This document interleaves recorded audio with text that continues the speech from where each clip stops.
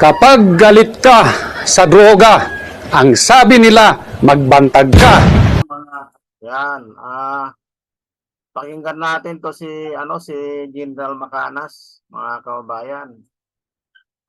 Nagagalit siya sa mga ibang vlogger na puro views lang, puro the views lang, hindi sila tumutulong na mag-post o tawag dito, i-post nila yung raffle for a cause ni DG Bantag. Kaya ito ang ikinagagalit ni General Macanas. Tropa sa Team Bantag. Yan. Pag-usapan natin ngayon ang tatlong pro-Bantag vloggers na nagpakita ng tunay na malasakit para sa ating DG Bantag, yung kanyang laban. Okay? Ayan. Maraming paraan para ipakita ang malasakit o pagtulong kay DG Bantag. At si DG Bantag nagpapasalamat siya sa daming vloggers, napakarami na nag-vlog Bantag content. At dahil sa pinag-uusapan itong kaso ni DG Bantag, ayun, dumadami ang suporta niya. That's one way of showing support to DG Bantag. Okay? But then there's a better way. Dito na matitistingan yung tunay na malasakit. Yung mga vlogger na nagko-content kay Bantag, alalahanin ninyo, kumikita yan. So, may vested interest. Ako, Bantag content ako, kumikita ako, vested interest. But then, yung sweldo ko sa YouTube, itinutulong ko sa mga nangangailangan. Talaan Big Tribe, pabahay, at saka mga Muslim students, scholarships. Kaya hindi ako mahiya na mag-vlog dahil hindi ko personal. Sa mga kapwa ko vloggers, there's nothing wrong na mag-bantag content kayo at kikita. Maligaya pa ako.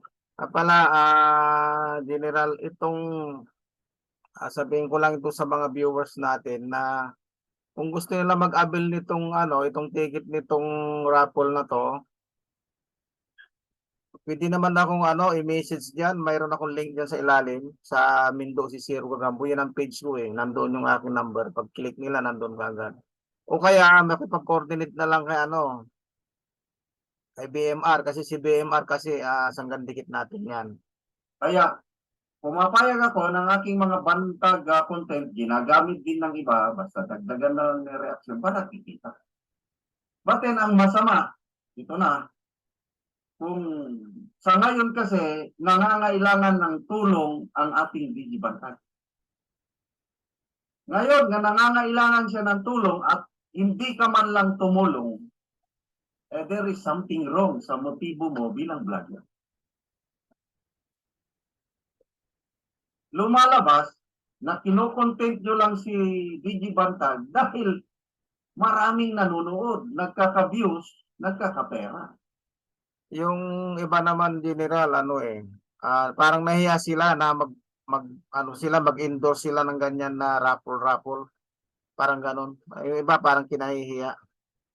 So, I'd like to post this challenge sa napakaraming vloggers na nagko-content kay DG Bantag. Tumulong kayo. Kasi si DG Bantag na mismo ang nanawagan ng tulong sa live interview niya with Bigwas. Salamat, kapatid Bigwas. Nagbiyahe ka pa from malayo, punta ng Baguio, in-interview mo si DG Bantag, doon ko narinig yung problema na yung Bantag raffle ticket for a cause. Isang gawain ng mga Ilaban lawyers to raise funds para sa kanilang legal battle, pagdepensa kay DG Bantag, and para sa pagtulong sa mga nangangailangan. Napakagandang adhikain. Tinawagan ako personally ni Attorney Balisong and I'm so honored. Hindi pa nila isinasagawa, plano pa lang, tinawagan na ako. at nakita ko it's a good cause, sabi ko, attorney, I will support all the way. Kaya mula noon hanggang ngayon, tuloy-tuloy ang aking pag-advertise sa Bantag Raffle for ako. Ngayon, I'm sorry to say this, tatlo lang kami na nag-a-advertise sa Bantag Raffle ticket for ako. Yun, yung mga malalaking vlogger dyan na kinokontent si General Bantag. Asan kayo? Bakit tatlo lang sila na nagano? Siguro pang-apat na ako ngayon. Maliit lang yung channel natin, hindi naman tayo kumikita. Pero nung isang araw din, inano ko na ito, tawag dito, inendorso ko na ito, pinromote ko na ito nung nakarang araw kasama si BMR. So, ang aking general opinion, pangalawa itong si BMR channel. Pangatlo, nagsisimula Ayan, General, si BMR channel, sanggan dikit natin yan. si Nancy Bicolana. Si Nancy Bicolana, tumawag siya sa isang ilaban lawyer, si Attorney Juliet, at nagtanong na sa mga detalye at yun na, nag-commit na si Nancy Bicolana na i-promote ang Bantag Raffle ticket for ako. So, tinanong ko ang isa kong masugid na tagapanood kung kasi palagi siyang nanonood sa mga bantag content eh. Sabi ko, Brad, hindi ko na lang sabihin ang pangalan niya. Sino-sino sa napakaraming bantag vloggers ang napapanood mo na nag-a-advertise sa Bantag Raffle ticket for ako? Ang sagot niya is, Good morning, General. Ang napapanood ko lang na pro-bantag vloggers na masigasig talaga mag-advertise ay ang The General's Opinion at BMR channel. The rest, wala na.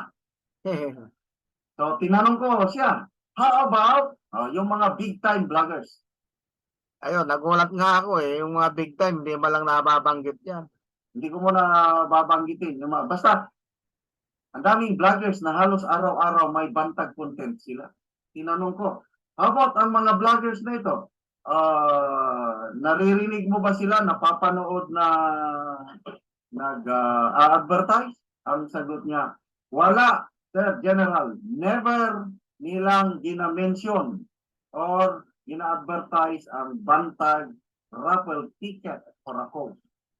Views, income lang ang habol nila. Medyo rin ito, palaban itong subscriber ko na ito. Views at income lang ang habol nila. Dinagdagan niya, mahiya siguro sila mag-advertise din kasi mahal ang ticket. Walang malasakit ang mga iyan kay DJ Bantag. Kaya proud and salute ako sa The General's Opinion at BMR channel. So, sinabi niya, baka nahihiya daw yung mga ibang vloggers na mag-advertise dahil mahal yung 2,000. Sinagot ko naman siya na, nako, Kahit man mahal yan, General, kung basta i-ads lang nila o i-promote lang nila, kung may gusto, di sige lang. Kung ayaw, di wag natin pilitin. maraming mayayaman Importante na ano nila, napopromote nila yung raffle. na Bantag supporters worldwide, money lang ang 2,000K sa mga may kaya. Okay. Ang unang nagpadala sa akin ng pera, December pa ito eh. Pangalan niya, Susan Walker. Ma'am, Susan, remember, last December, nagpadala ka sa akin ng 10,000 pesos for DG Bantag. Tanggap ko. Noong December, ayaw pa nilang tanggapin yung pera. Ayaw nilang magtanggap. So, ang ginawa ko sa 10,000, ginawakan ko lang. And then mamaya, kamag-anak ko sa Iceland, Aurora Leonel Marquez, nagbigay ng 2,000. Sabi niya, kuya, bahala ka na yan. Tulong mo kay DG Bantag. Wala pang raffle ticket. So, 12,000 na. Wala. Anong gagawin ko dito? Ayaw nilang tanggapin. Nung nagka-raffle ticket for ako, ayun na, sinabmit ko na. 12,000. Mamaya, yung mga nagtatrabaho sa South Korea, mga factory workers, hindi sila mayayaman eh. Ba't din gustong tumulong? Sabi, General, ito, padalan ka namin ng 12,000. So, pinadala. Sinabit ko sa ilaban. Kailan na yun? 24,000 na. That's how many tickets na yun? 12 tickets na. Tapos ang dami pa. Meron ngang nagpadala sa akin from Hawaii, $500. So, times 50, mga 26,000 na yun. Nasa ano pa? Nasa, what's this? Nasa Western Union pa. Hindi ko pa, wala pa akong time para i-withdraw. Kaya sabi ko sa nagpadala, ma'am, pwede ba i-transfer nyo na lang ang pondo kay Attorney Julieta Puday? I don't know kung na-transfer na. Meron pa, from US naman ito. Taga Cagayan de Oro, Froilan Signoro, Bisaya. Sergeant, ito 10,000. Padala ko para kay DG Bantag. Ayun, ako na sa Palawan. Pinadala ko kay Attorney Julieta Puday. Nag-vlog ako kagabi, sinabi ko yung problema na yung Bantag raffle ticket for a cause, yung target na 5,000 tickets, 110 tickets pa lang ang nabibenta. Nako. Ang daming nag-react. Magkano, how do we? Paano kami makapadala? Paano? Marami pong gustong tumulong kay DG Bantag. Ang problema, hindi nila alam. Kay kakaunti ang nag-a-advertise. Kaya ito, panawagan sa mga kapwa ko vloggers, hindi ko na lang babanggitin. Kayong mga viewers, alam nyo kung sino yung mga vloggers na halos araw-araw may content sila. Sana naman, itong mga kapwa ko vloggers, gayahin nyo na si BMR, gayahin nyo si Nancy Mag-alala General, ating mag-upload ako, isasama ko yan. Gayahin nyo na rin ako, i-plus nyo lang. Advertisement lang kailangan para naman makatulong ang mga Bantag fans worldwide para makalipong tayo ng salapi, gamitin sa legal na battle. Mahirap ba yun? Sa tingin ko hindi naman eh. Nagagawa ni BMR, nagagawa na ni Nancy Bicolana. Bakit hindi nyo magawa? Please naman, kung talagang tutuhanan, may malasakit kayo kay DG Bantag, mag-advertise na kayo. Dahil ang kalaban natin, mayaman, mapera. Kung wala tayong pera pangtusto sa legal battle, kawawa ang DG Bantag natin. So please, tumulong na kayo. Personal na si DG Bantag na nawagan na i-promote ang Bantag raffle ticket for a cause. Ayan, sana yung mga malalaking vlogger dyan, medyo banggitin naman itong raffle for a cause na ito para kay DG Bantag. Yung mga kumikita ng malalaki. Maraming maitutulong ng kapwa ko vloggers kung gusto niya lang tumulong. Ang problema, kung views lang, pera lang ang habol ninyo, mahiya naman kayo. Sorry, medyo galit na ako. Galit na tuloy si General.